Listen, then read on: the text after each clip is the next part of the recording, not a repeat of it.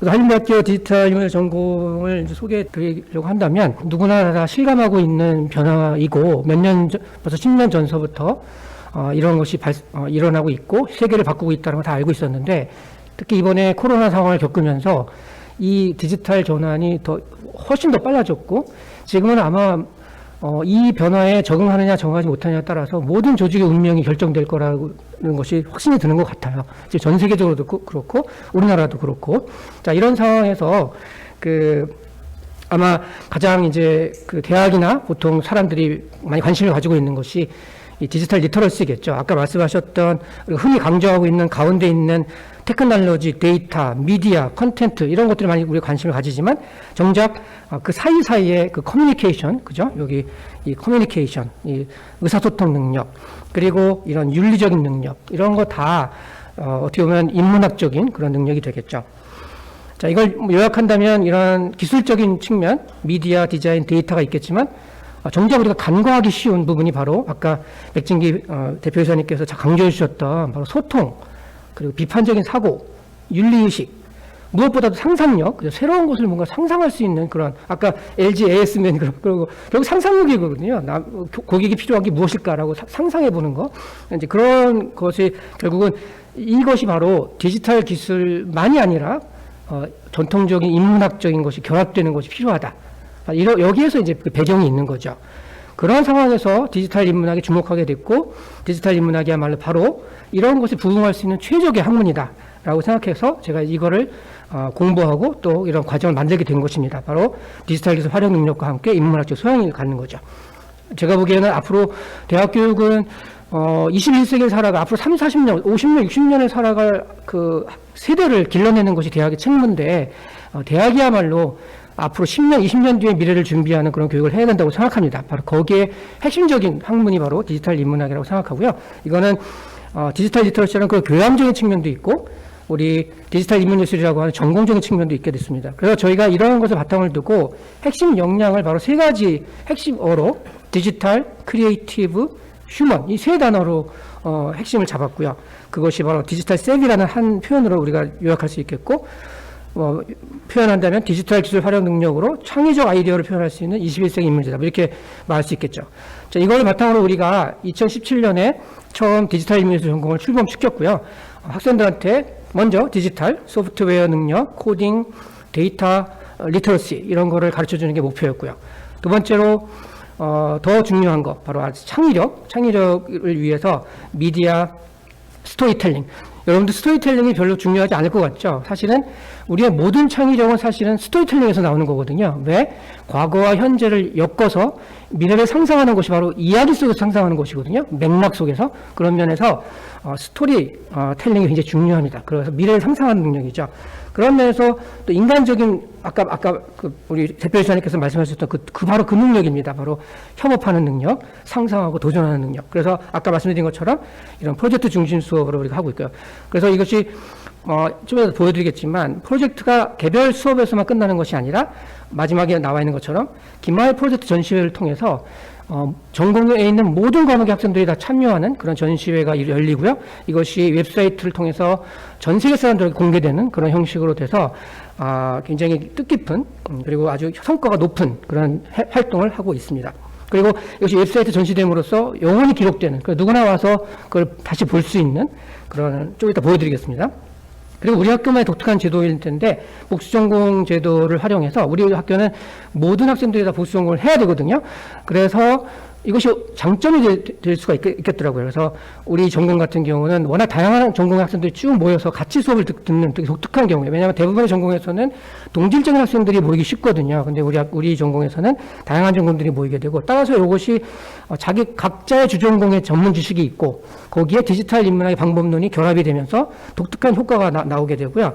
특히 아까 팀 프로젝트를 할 때 다른 전공 학생들이 서로 모이게 되니까 이질적인 분야의 협업 이것이 이루어지고요. 심지어 소프트웨어 대학 학생과 국문과 학생, 그 다음에 미디어 스쿨 학생 이런 학생들이 이렇게 결합이 돼서 독특한 프로젝트가 나오는 그런 것이 발생을 합니다. 그래서 매 학기마다 깜짝깜짝 놀라는 일이 벌어지는데요. 바로 이런 것은 제가 전공을 만들 때 이런 걸 하겠다라고 계획했던 것이고요. 다 이루어졌습니다. 특히 디자인 스튜디오 같은 경우는 전통적인 강의실, 지금과 같은 이런 방식의 일방적인 소통이 이루어지는 곳이 아니라 그야말로 자유로운 소통과 창의적인 작업이 가능한, 협업이 가능한 디자인 스튜디오라는 형식의 새로운 강의실 개념으로 학교에 요청을 드렸고, 학교에서 아주 놀랍게도 정폭적인 지원으로 그런 새로운 형태의 강의실을 통해서 우리가 그 협업적인 교육, 또 프로젝트 중심 교육 이런 것을 하게 됐습니다. 그래서 전반적인 전공 체계는 이렇게 구성되어 있고요. 5개의 트랙, 문화의 예술 디자인, 데이터 시각화, 디지털 내러티브, 아까 스토리텔링이죠. 언어 공학, 그러니까 코딩을 통해서 내추럴 랭귀지 프로세싱이라고 하죠. 자연어 처리, 그쪽을 하는 것이고, 지어문화 콘텐츠 이렇게 되고 있습니다. 그리고 특히 중요한 것이 왼쪽에 노란색 부분에 있는 5개의 동아리가 있어요. 그래서 학생 동아리가 5개 이렇게 데이터, 콘텐츠, 디자인, 마케팅, 유튜브 랩 이렇게 동아리가 있어서 유기적으로 서로 연결되게 이렇게 해놨습니다. 그리고 교과 과정은 이렇게 자세히 설명드릴 수 없지만 굉장히 체계적으로 다양한 과목들을 제공해주고 있고요. 아까 5개 트랙에 맞춰서. 그래서 그동안 제가 이런 걸 할 때 느끼는 게 학생들 사이에 굉장한 이런 것에 필요성이 있었구나. 근데 그것을 바로 그것이 이런 결과가 나타난 것 같아요. 뭐 저희가 자랑하려고 하는 것이 아니라 이 정도의 폭발적인 수요가 있었다. 그런 것을 우리가 더 맞춰줘야 된다라는 그런 걸 더 느끼게 되고요.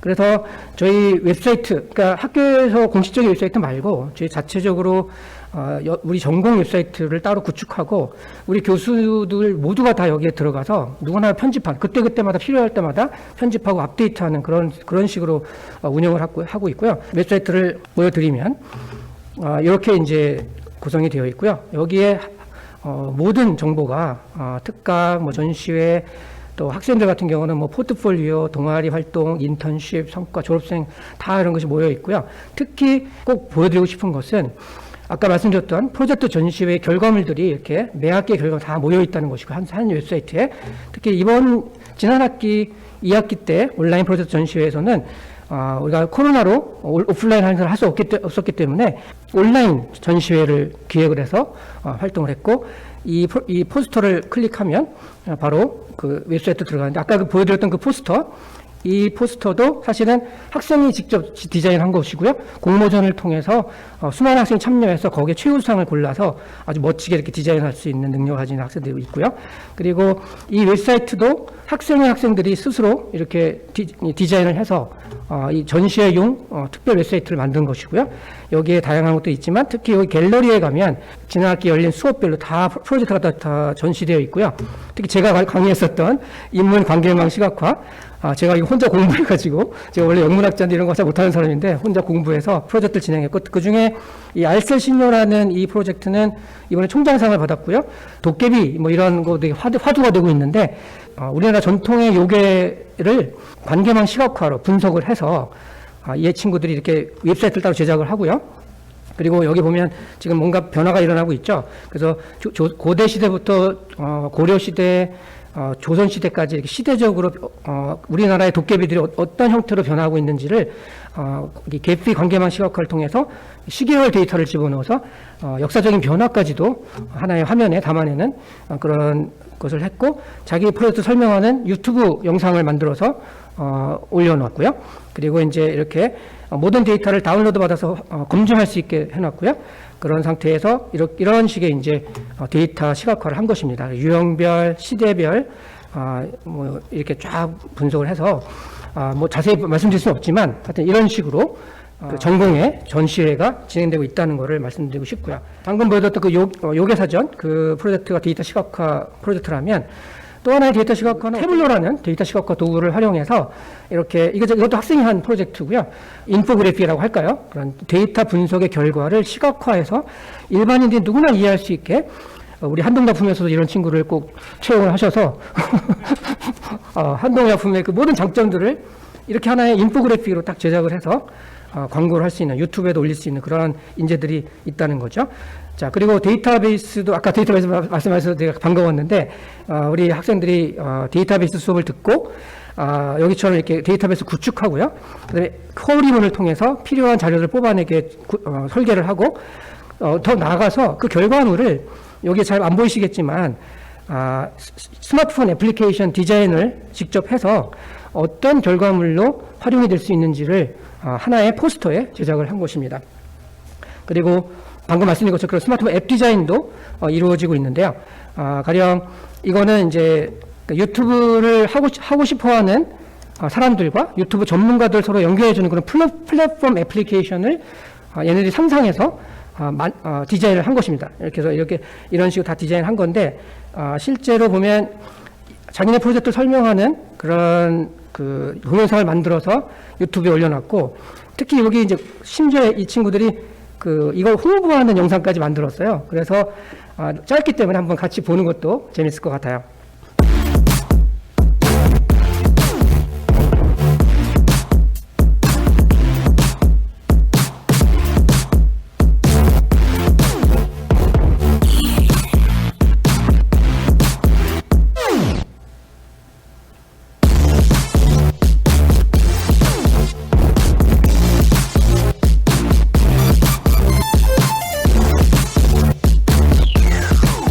네, 바로 이런 애플리케이션을 디자인을 해서 더 자세히 보여드리고 싶지만 시간 관계상 넘어가기로 하고, 이런 식의 이제 아주 창의적인 활동들을 많이 한다는 걸 보여드리고 싶고요. 이건 어떻게 보면 이게 우리 전공의 모든 것이 다 집약되어 있는 어떤 것이라고 할 수도 있는데, 화제가 되는 어떤 이슈에 대해서 데이터를 분석을 하고 그 결과물을 시각화하고 여러 가지 형태로 이렇게 시각화를 하고, 그것 안에 또 스토리텔링이죠, 일종의. 그 결과를 사람들한테 전달하는 그런, 해서 쭉 분석 결과와 앞으로의 시사점 이런 것까지 쭉 이어지는 그런 인포그래픽 디자인을 데이터 분석서부터 시각화까지 다 하나, 스토리텔링까지 담아낸 그런 프로젝트가 되겠습니다. 심지어 마케팅 분야도 있는데요.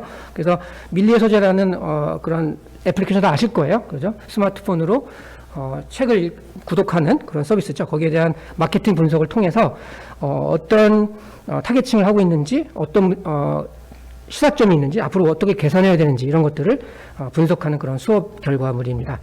자, 이것이 여태까지 말씀드린 것이 어떤 정규 교과 과정 속에서 이루어지는 것이라면, 아까 말씀드린 동아리 활동도 있는데요.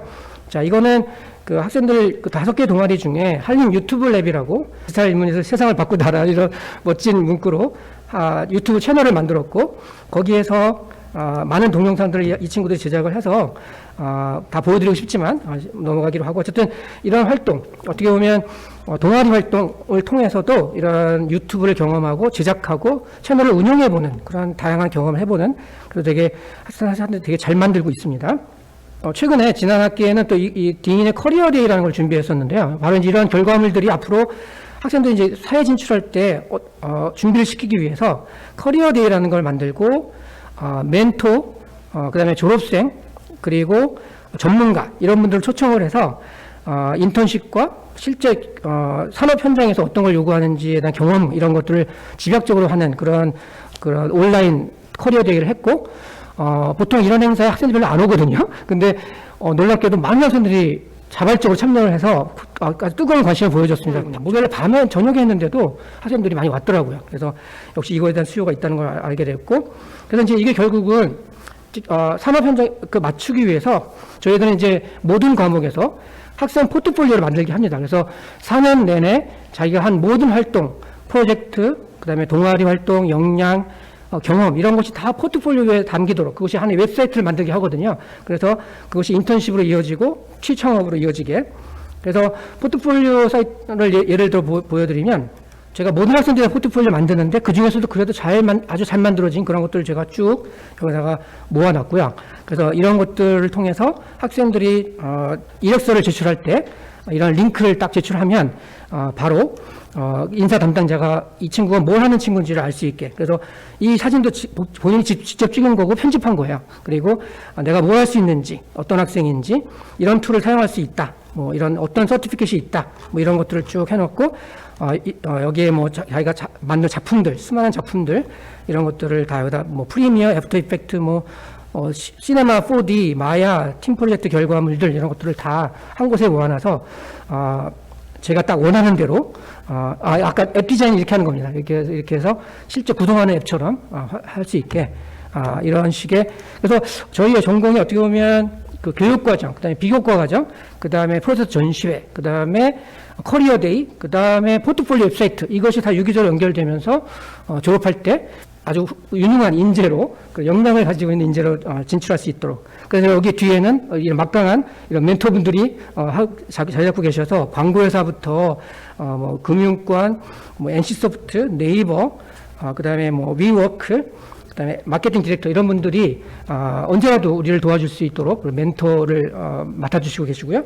그다음에 우리 졸업생들은 아직 뭐 우리가 4년 차밖에 안 됐기 때문에 본격적인 졸업생 나오진 않았지만 기존에 졸업한 학생들 중에 이렇게 테크노 대학원, 뭐 코드나 광고회사, 마케팅 회사, 디자이너, 또 유튜브 MCN 회사로 다 아시죠? 그런 데 들어가셨고 큐로드 게임 컨설팅, 언론사 이런 식의 진출을 하고 있습니다. 자, 그래서 마지막으로 이런 진출 이렇게 쭉 나가는데 결국 중요한 거는 학생들이 여전히 뭘 필요로 하는지 그걸 파악해야 되는 거잖아요. 그래서 우리는 매 학기 말에 기말고사 끝난 다음에 디인의 설문이라고 해서 이렇게 5개 아주 간단한 질문으로 되어 있는 설문을 우리 단톡방에 다 들어가 있고 학생들이 다 들어가 있거든요. 그래서 그 학생들한테 링크를 쭉 뿌리면 학생들이 쭉 반응을 해줘. 그래서 익명으로 하기 때문에 굉장히 솔직한 의견들이 나오고요. 그래서 저희 그걸 반영을 해서 교과정도 개편하고 커리어에도 사실 그렇게 나타난 것이고 또 많은 과목들을 그렇게 새로 만들기도 했습니다. 자, 이런 식의 순환 구조를 가지고 있는 그런 전공으로 우리가 하고 있다라고 말씀드릴 수 있겠습니다. 제가 시간. 네.